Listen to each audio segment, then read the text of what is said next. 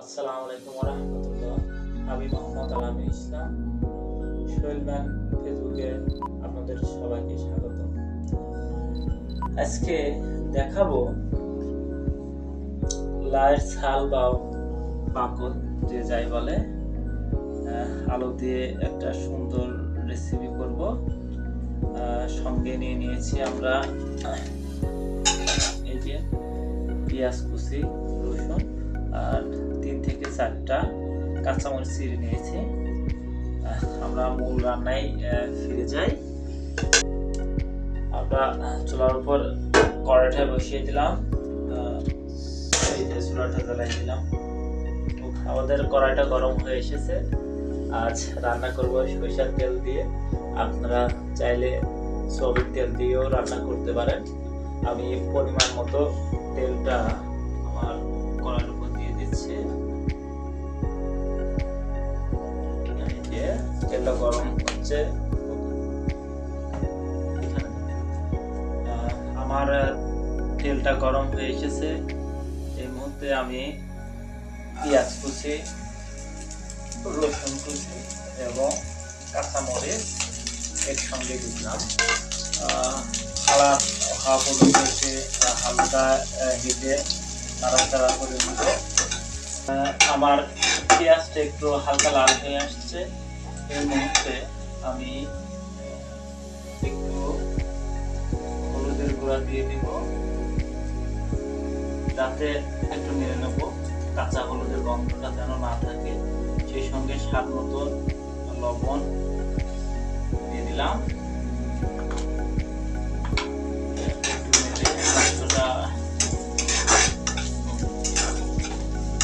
আমার মশলাটা লালচা হয়ে গেছে। এই মুহূর্তে আমার করে রাখা লাউয়ের ছাল বা ডগা যাই হোক, এটা আমি এর ভিতর দিয়ে দিব।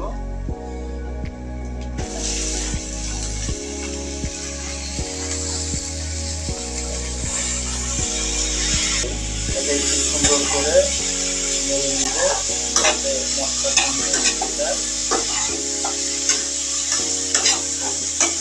সুন্দর করে মশলার সাথে মিশে গেছে। এখন আমি এটা ঢেকে দিয়ে হালকা মিডিয়াম জালে রান্না করব বা ভাজি করব। এখন আমি ঢাকনাটা খুলে একটু নেড়ে দিব, যাতে আমার নিচে যেন না পড়ে যায় এবং না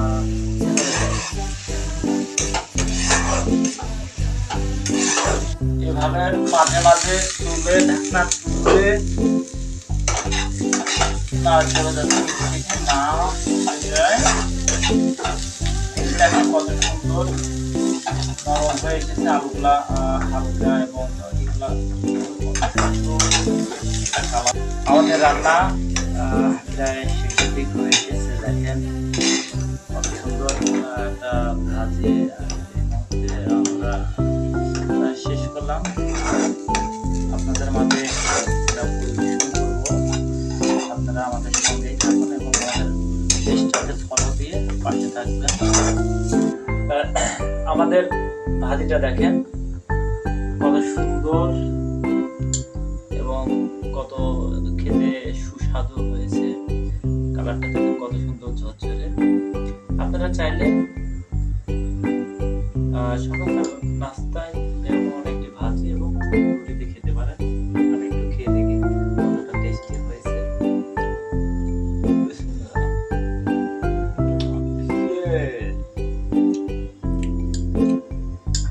এবং নতুন নতুন রান্নার রেসিপি পেতে আমাদের পেজটাকে ফলো করুন এবং আমাদের পাশেই থাকুন। আবারও আসবো নতুন একটা রেসিপি নিয়ে।